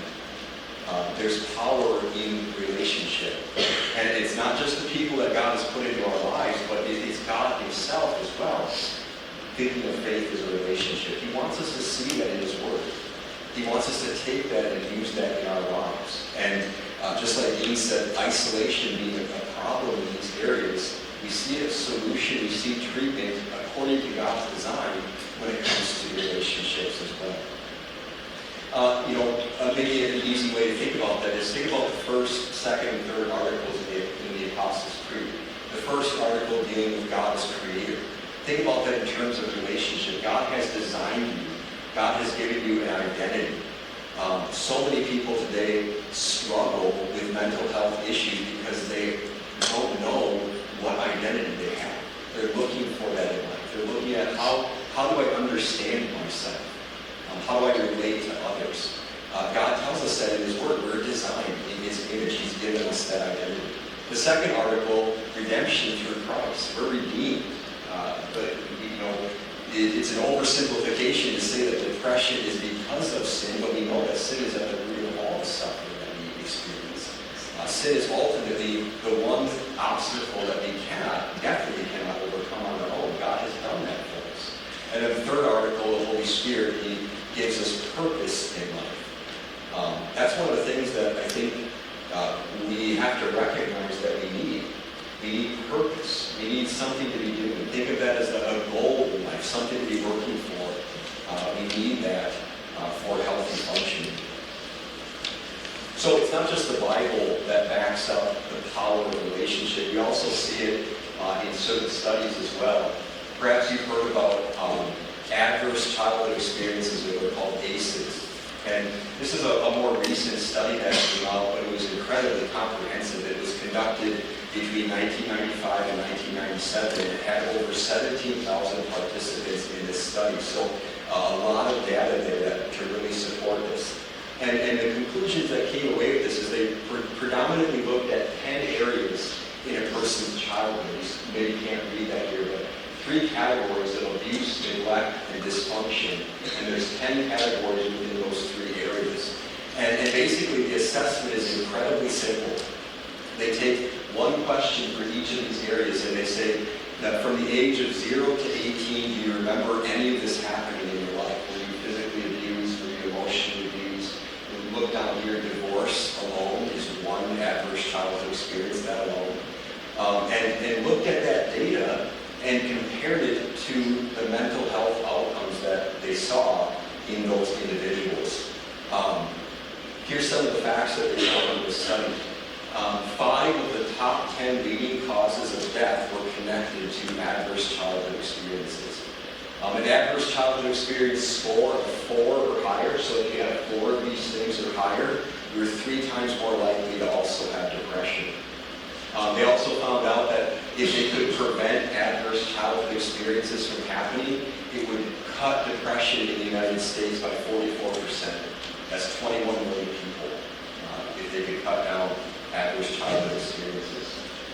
Here you see some of the statistics as well. Again, as the number of adverse childhood experiences increases, you see the likelihood not just of mental health outcomes, but also physical health, higher blood pressure, things like that, resorting to smoking or alcoholism to cope with things as well. Down here, of the 17,000 participants, 64% of them had at least one adverse childhood experience. It's not just God's Word that talks about the power of relationship. Each of those 10 categories goes back to a human relationship in that person's life, a human connection. We're seeing what God tells us in His Word. We're recognizing that as we study it in the world around us today. Here's a summary again, as I mentioned. In this first category, we got an ACE score of 0. And here are some of the symptoms of alcoholism, depression, problems with work, financial issues, heart disease, having a stroke. And an ACE score of 4 or more, look how much higher those outcomes are. Fourfold, triple, double. So again, you don't have to be a Christian to recognize these things. You don't have to be a person of faith. You have to believe in God. We're seeing the wisdom that God gives us in His Word backed up by what we're looking at. Remember, we're stepping away from cause. We're not trying to figure out why exactly. We're just looking at what is here right now. You look at what we're facing and what's happening, there is hope, there is help for these things. Another interesting section of God's Word from Luke chapter 11. Jesus talked about having healed this man with an unclean spirit. Sort of this strange thing of, the unclean spirit is cast out, but it comes back later after the house is put in order and the body's put in order. And the second coming of it is even worse than the first. I'm not saying again by this passage that depression and anxiety are caused by demon possession, or that individuals who struggle with depression or anxiety have demons in their heart. I think the value of this section is the thought of our bodies, and maybe more specifically our souls, being like a home. And Jesus brings out that thought of the body being like a house. And when he healed this man of the demon, the house was swept and put in good order, and it was well kept. But let's extend that idea to other issues that we face. If you think about depression and anxiety as being something that puts your house in disorder, what are the things that we can do to bring it back and to clean it and to sweep it up and to put it in good order? A Christian counselor wrote a book about using this illustration, and he mentioned 3 things to think about when using this picture of your body being a house. The first thing would be sweeping it out, cleaning it up, and he talks about that as being, medication, counseling, therapy. Use those interventions, use those resources, use what's available to you in those areas. Sweep and clean up in order. But a home is not a home just because it's clean. A home is a home because of the other things there as well. Step 2, he calls it new furniture. Hope and change in a person's life. One of the reasons that depression and anxiety are difficult is they kind of distort our ability to process what we're going through, specifically from an emotional standpoint. And think of processing as kind of making sense of what's going on and what you're facing. We can't control the input that's going to come into our lives. Some things that we are bringing on ourselves, but other things are out of our control. So you're going to have things come in. How do you understand that? How do you make sense of that? How do you clean that off your plate, if you will, and keep it swept and in good order? That's why one of the reasons that depression and anxiety can be really, really tough, because they distort our ability to do that. If that's what's happening, we need change in our lives as well. We need the ability to adapt. We need the ability to do things differently or to understand things differently. The third thing he mentions, when we think about our bodies being like a home, would be having a family there. A home is a home, not so much because of the layout or the furniture or the design, but because of the people that are there. And you can think about this specifically with your relationships, with your family, with your spouse, but extend it also to your relationship with God. If my soul is like a house, and I want to keep it in good order, I want my Savior to be a guest in that house as well. And that's going to impact the way that I'm able to handle things that I'm going through. So again, just a way to think about this in a connected way to what Jesus expresses here in Luke 11.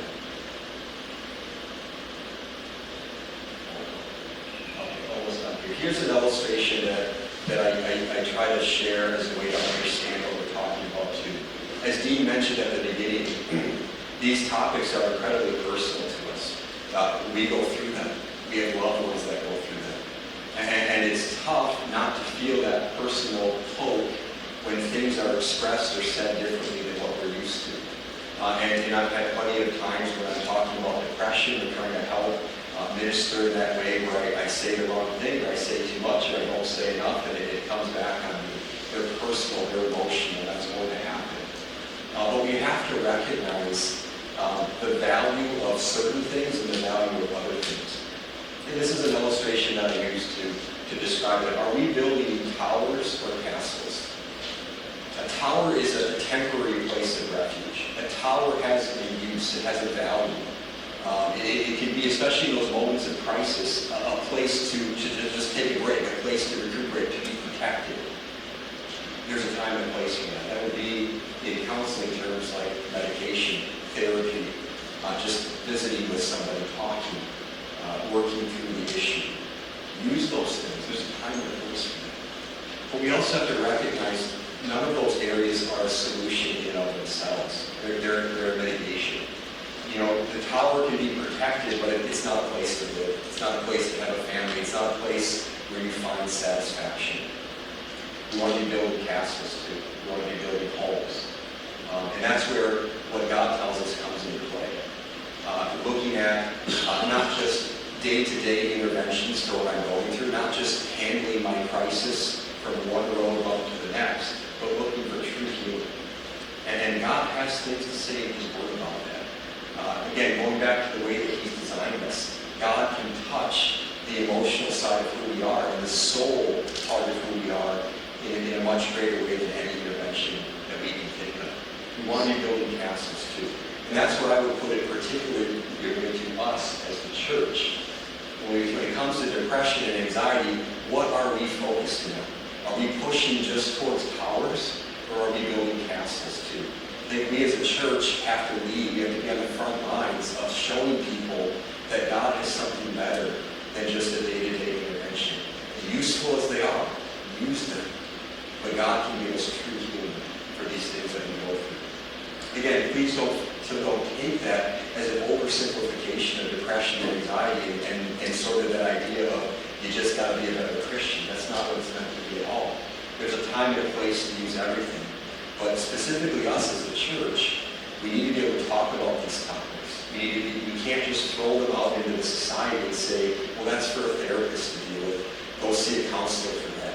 We as the church need to address these things as well. And God shows us, specifically in the power of relationships, the castle that we can build. So our thought for tonight, our series or presentation is Battles of Brokenness. In a broken world, what do you do?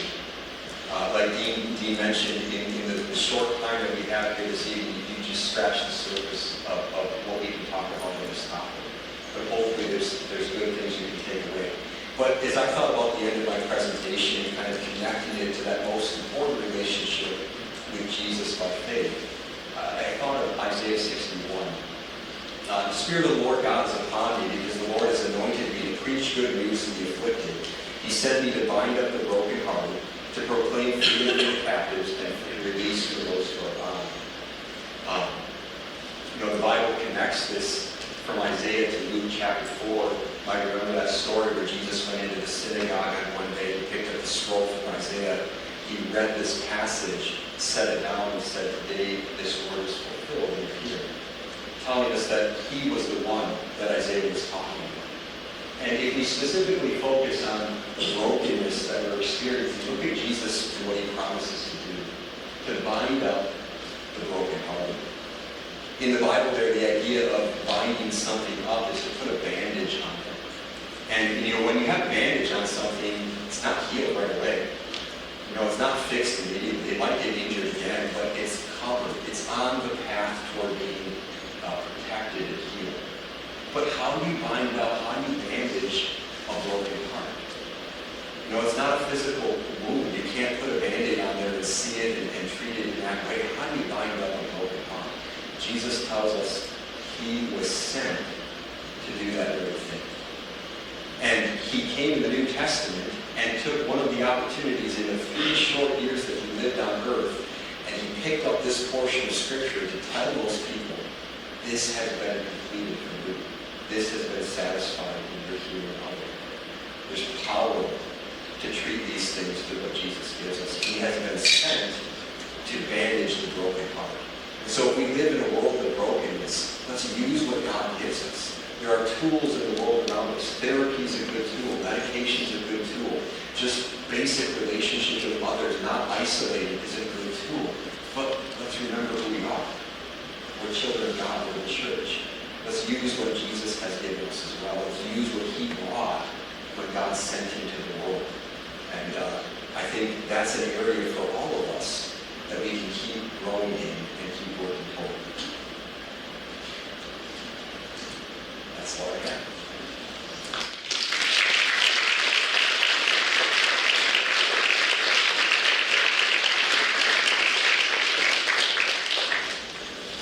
Okay, we're going to take a 10-minute break here, and during that time, I'll be coming around and picking up those questions. If you wrote questions down on your slips, and then we'll reconvene and see what our presenters have to answer.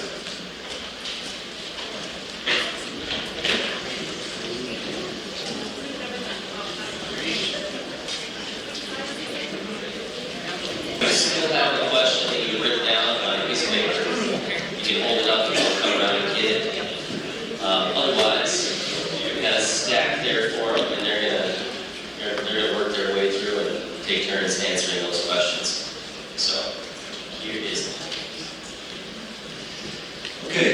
The first question here says, Pastor Keith wanted, so I'll take that one.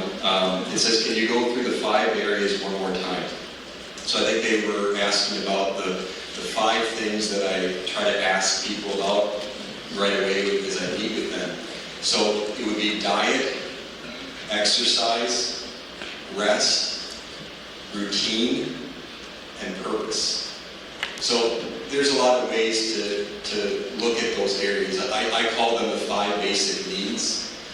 There's others you can put in or out there. Those are just the ones that I pick. But basically looking at a person's day-to-day life. Now that's not going to solve everything what they're going through, but usually if you start from that perspective, you can find some areas that the person will admit they don't like, and even admit that they're not really doing it the way they want to. And so that gives you an area to explore then. Well, okay, number 1, what can we do in that area to help? But number 2, maybe a little deeper, why are you struggling in that area? What might be going on that's causing that? And you get a little bit more input there. I think that last one, purpose, is a pretty important one. As I tried to mention, I think for us, when it comes to mental health and spiritual health, we do best when we have purpose in life. We don't do well when we're drifting, and we don't have maybe a goal, or think of it as having an anchor. If we have purpose, that can be kind of like a north star that keeps us focused on where we want to go. And we might drift, and we might lose sight of that north star, but most times it's going to keep us on the right track. And I think you'll find that when you ask people about that, they haven't really thought about that much in their life. Purpose is the area that they probably think about the least, but it might be one of the more important ones. So I hope that helps. You're going to have to react to this one as well. So, for our church community, especially for our women, what are some of the ways we can encourage one another in a non-judgmental way? There are so many women who are struggling with isolation and depression. I don't feel like they have a safe place within our church to share. So, first of all, just to speak to the isolation, there's elements of depression kind of built into that phrasing. There are people, when you're isolated, that depression is going to kick in. That's going to start biting. It's going to start shaping how you perceive how other people are engaging you. The judgmental piece that's in there. These conversations that we're having right now, the fact that we're all in the same room right now, is saying to me that the church is beginning, the church, and I'm using that as a corporate, the church corporate is beginning to say, hey, there are mental health issues out here. We as pastors can do a bunch of stuff, and we want some, we want some additional assistance here. They're recognizing it. When I first started with the CLC, I remember a number of conversations. I was a young clinician, just literally out of grad school. And I remember a number of conversations with pastors who were really concerned about the impact of humanism that psychology would bring. I share, and to this day, I still share that concern with those pastors. Because psychology can say, oh, it's all about self-love, and it's really easy for our sinful selves to grab a hold of that self-love concept. So, with all of those things said, one of the things I'd encourage you to do, reach out to one another quietly. You don't have to have a sit-down like this. Oh, there's a hand. Yes? I just wanted to mention on Facebook, social media, there is a Facebook group, the CLC Women's sponsored Facebook group, Panic, Anxiety, Depression. Okay, so the comment was, there's a Facebook page, a CLC, and it's women's, here, I'm going to read it. Yeah, it was started by some CLC women that wanted to. Give me the mic so you can say this. It's me. There was a Facebook page that was started by some CLC women who struggle with some mental and emotional issues and wanted to connect, and it's called Panic, Anxiety, and Depression. And it was a way for our church women to reach out across the CLC and support each other. through those struggles. On social media. On social media? Sorry. Did you want to add something?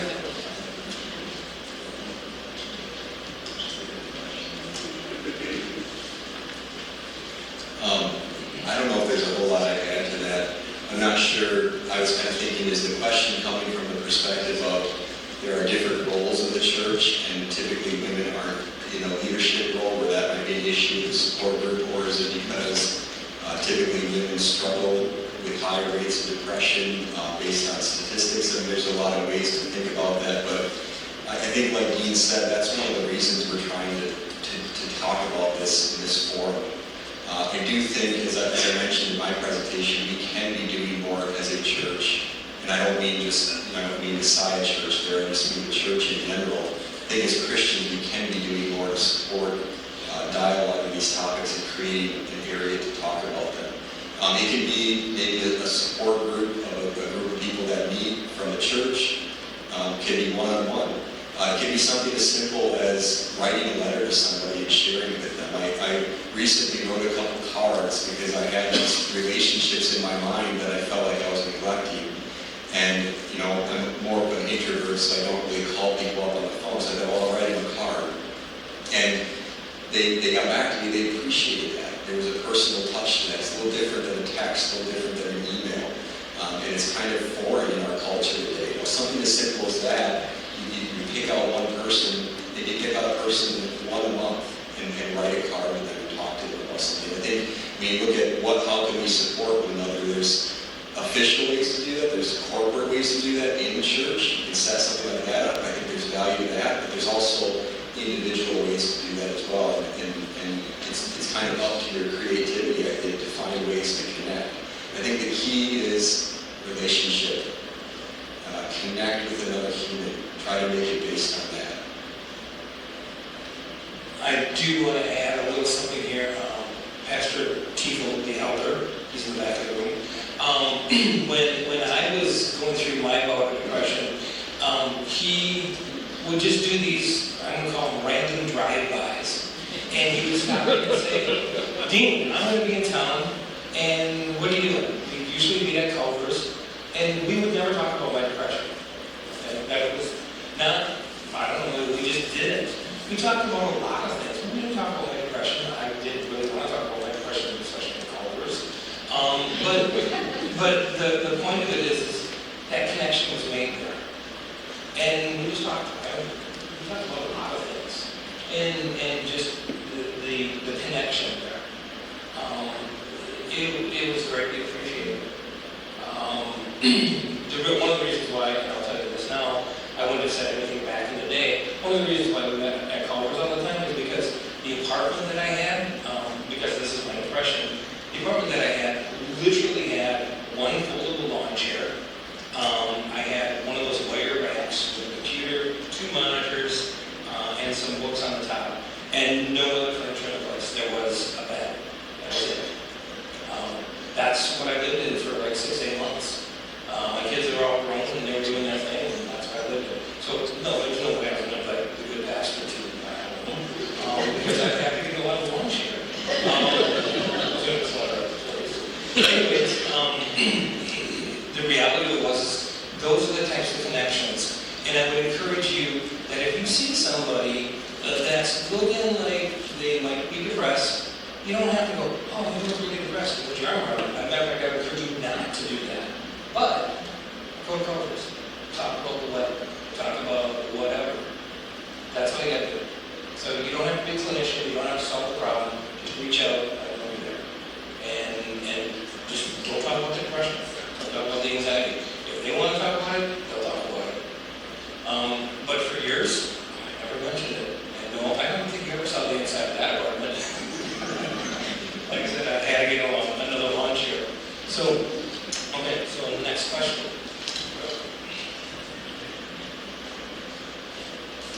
Okay, a lot of the discussion is singular and surrounding what we can individually do to reduce effects of depression and anxiety. Specifically, how do you see support for these mental issues playing out in our congregations and communities? Saying we need to talk about these issues is one thing, actually doing it is another. Well, I guess I'll take the congregational part. I think that there's opportunity when it comes to counseling and to have the church be a base for that.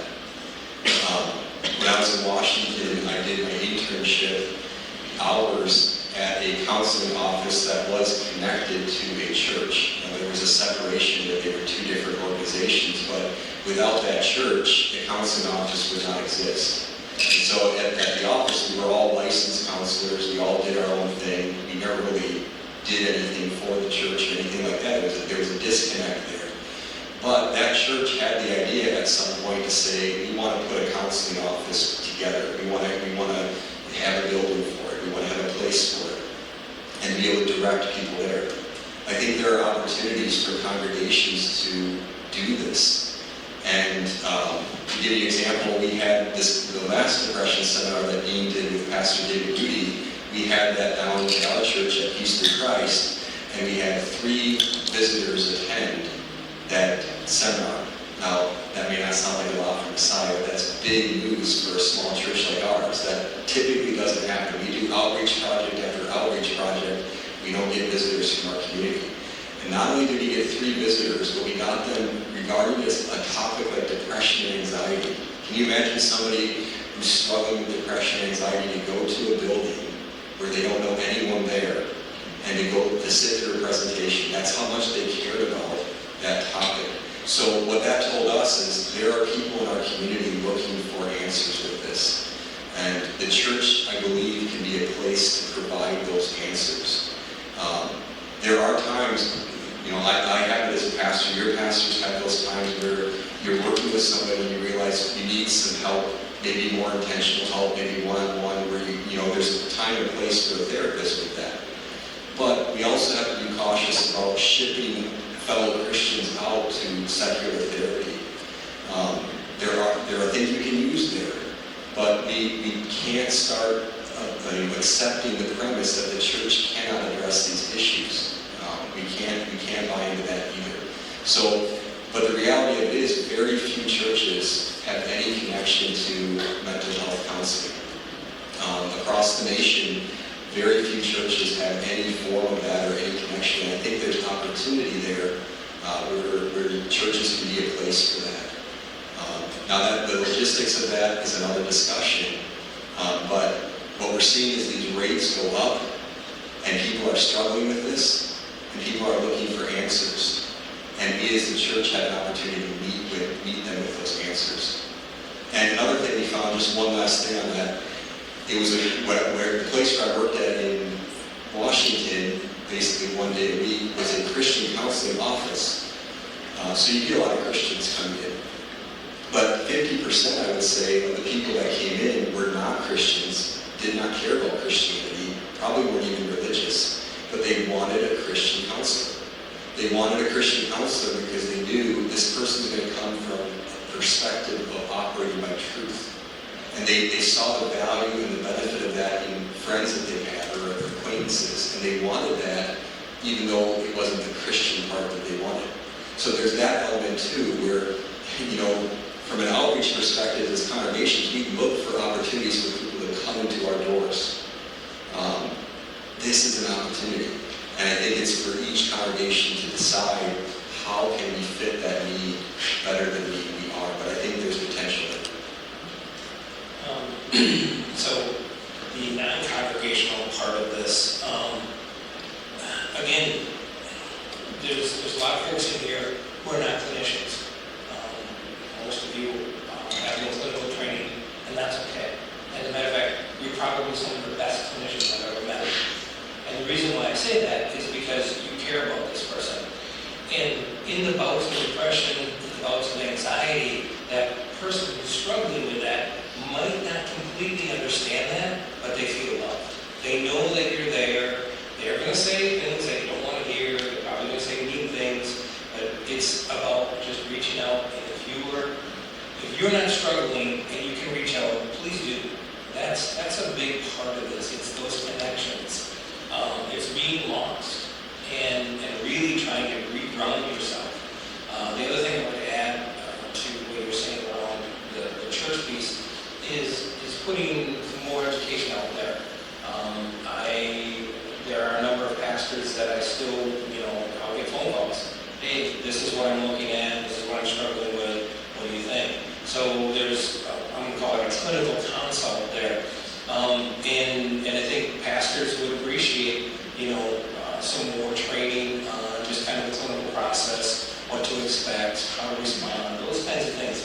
It's technical clinical skills, that I think would go a long way. There's the theoretical clinical skills, those are great, but it's the technical clinical skills that would really help out. And that supports our pastors, because they don't walk out of those houses and walk out of meetings with those people going, did I do the right thing? Did I miss something? Are they going to hurt themselves? They don't have that anxiety, because they can go, okay, you know what, we're good here.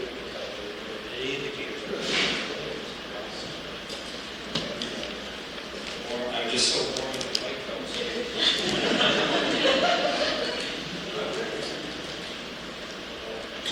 Check.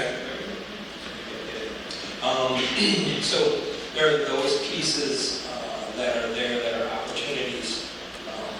We do this right here. Freshly minted therapist and a pastor. What you got right there? Got all the answers. Okay. I think that covers that one.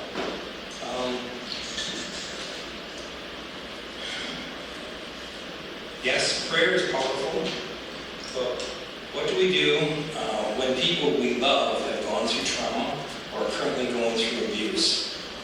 How do we help them see that they aren't broken and that it's important to start their working journey? Folks that have been abused and the people that love them, there's a couple of things about abuse that I think you should keep in mind, and abuse or trauma.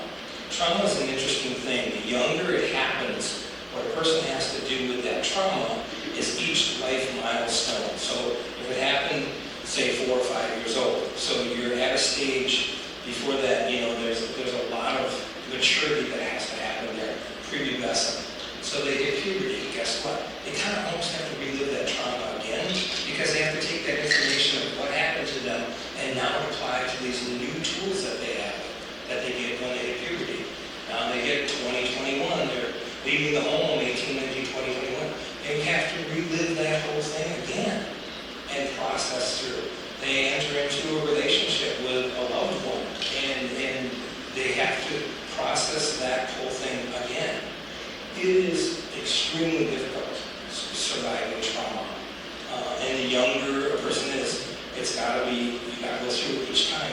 Each time the person goes through it, and I'm trying to find another word other than easier.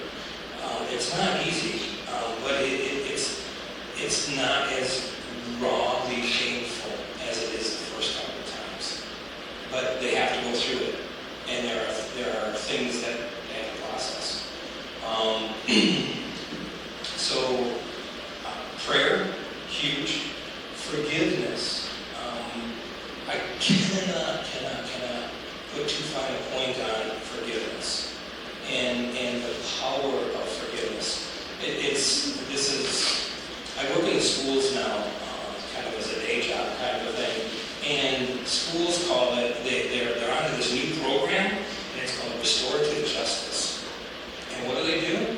They bring the perpetrator in, usually a kid who threw a rock through a window or yelled at somebody or bullied somebody, and they bring the victim in, and they have them come in and they talk to one another. They have their parents there, and they're there, and they talk to one another. And what are they in essence doing? Forgiveness. They can't use that word because it's a school, it's a public school, and firing off forgiveness in a public school is another F word you're going to get in trouble for. So what they do is they call it restorative justice. But it is so powerful. It is so absolutely powerful. And anybody who suffers trauma, if you can, and I don't want to sound pedantic, I don't want to sound like, just pray to Jesus, it's going to be okay. I don't want to sound Pollyannish like that. But forgiveness is so profound. It's amazing what it can do. Okay, so that was my, did you want to add anything to that? Okay. Do this one. this one says PTSD, post-traumatic stress disorder. Is PTSD always combat related, or could it be a mental distress of a happening? As you said, something was caused out of your reach. So, no, I don't think PTSD is only due to combat. I think we see very high rates connected with combat experience in PTSD, but just again, it's post-traumatic stress disorder, so it's anything that is rooted in trauma causing distress. And again, the last thought there of disorder is pretty important. Just because we've had trauma or because we experience stress doesn't mean it's a disorder. As Dean had on his slide, a disorder is qualified by something that is happening more often than not. And there's certain levels to meet there. But yeah, PTSD can really be, in my experience, a wide variety of things. I'm going to speak to, my PTSD, and I still struggle with it. Babies cry. Not real ones, like if we're in church and baby cries, I'm okay with that. Mom's got that. If I hear one on TV, I'm gone. I'm out the room, go to sleep that night. Okay. Clearly still living with that one. Just worked in a place where I was exposed to some pretty abusive kinds of situations. I didn't suffer the abuse, we didn't abuse our children, but these were families that I was working with where the abuse was extreme. And I'm just going to leave it at that. But to this day, I can play flashbacks. Like I said, just walking through a room and I can hear it on TV, I'm done. It's like, oh, not sleeping tonight. So PTSD, it can hit you all over the place. Here's the kicker part. I mean, I'm just watching a movie and that will set me off. And I gotta be careful. There are certain shows, like police shows, where they have the baby crying and they're trying to save it. And, oh, I'm done. It just puts me right there.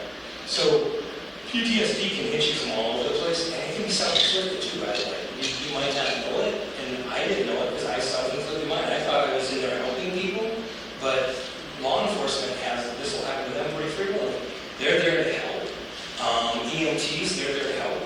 They get hit with this. They don't know what's happening at the time. I didn't know what's happening at the time. It was probably a couple of years after the fact that all of a sudden I realized, oh, this is not good.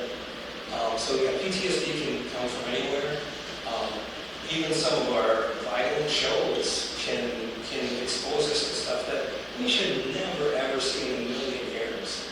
And we watch this stuff, and it has impact on us. It does stay with us. So that was one of the reasons why I wanted to talk about no TV or minimize that. Some of my issues. Oh, I passed it. Let me touch up. I was just going to say that we are going to have to get done with the question session. We went a little bit longer with our stuff. So if you have any kind of closing words, any things that you wanted to say that you haven't said yet, or you wanted to recap, now would be that time. Okay. And we will have opportunity, just a little bit of time before we leave the building, if people want to come up and ask a question. But somebody was asking for the name of the book, so probably put that out there. The name of the book from it's Pastor Tom Peppercorn. Easy name to remember, I think. A little many peppercorns.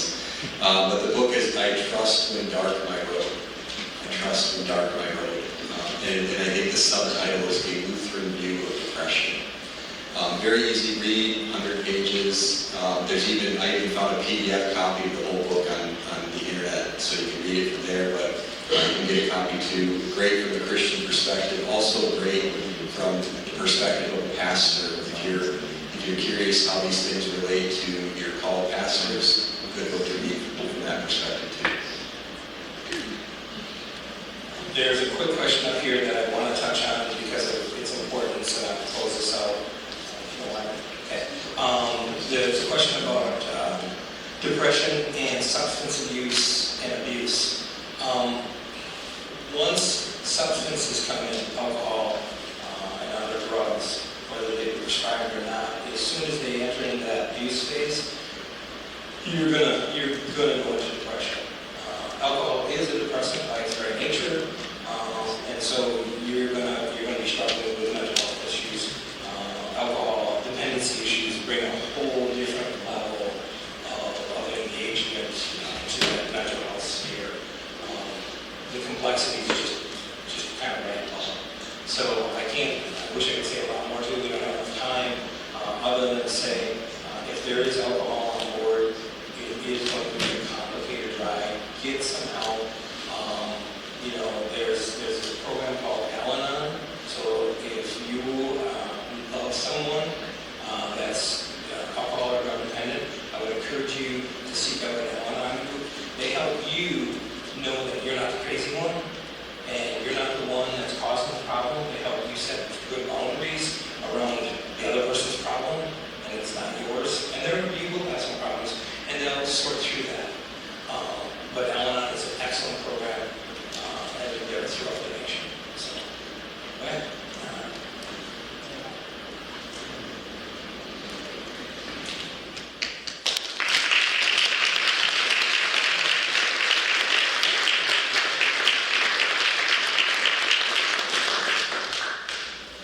Well, I'd like to thank our speakers, as you just did, and also thank all of you for coming this evening and for those good questions.